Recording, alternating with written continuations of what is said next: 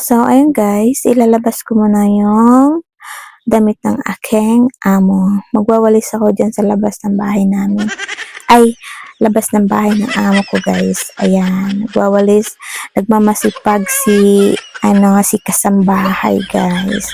Magwawalis tayo para malinis ang kapaligiran guys. O, ayan guys. Walis-walis lang sa gilid. Ayan. Tapos, pagkatapos magwalis, sayo-sayo muna konti. Pero may CCTV yan, nakikita ako. Bubulot sana ako dyan pero may CCTV yan, dalawa. Nandyan nakatutok sa akin, guys, na sa labas ng bahay namin. O, yan. Walis-walis lang, day. Kulang katapusan yan, guys. O, yan. Sabay, sayo ulit. O, walis na dyan ulit. Medyo malawak lang konti yung aming labas. Ayan. Ayun ang CCTV kayo. So, tingnan nyo. Walis lang. Okay lang yung CCTV. Papanoorin ko rin yan. Papanoorin nila yan. Ayan. Walis na si Inday.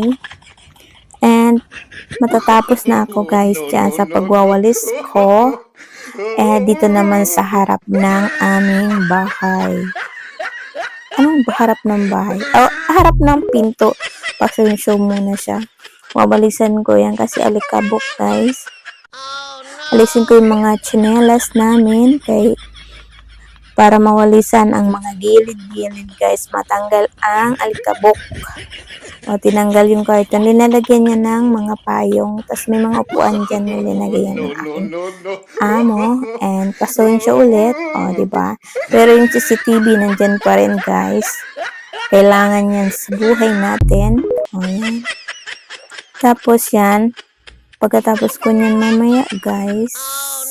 Tapos na ako. Magpapahinga na ako konti. Ayan. Kasi tulog pa yung aking alaga. Kaya nagwalis muna ako sa labas namin. I-forward ko lang guys ang aking video para hindi kayo magsawang manood sa akin ba.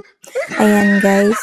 Tinanggal ko yung hagdanan kaya nagwalis. O sige, sayo ka muna day habang napapanood ko sa CCTV. Ayan guys, sa likod ko yung CCTV. O syempre, ayun guys. Kailangan yan guys. O diba, pakit mo na.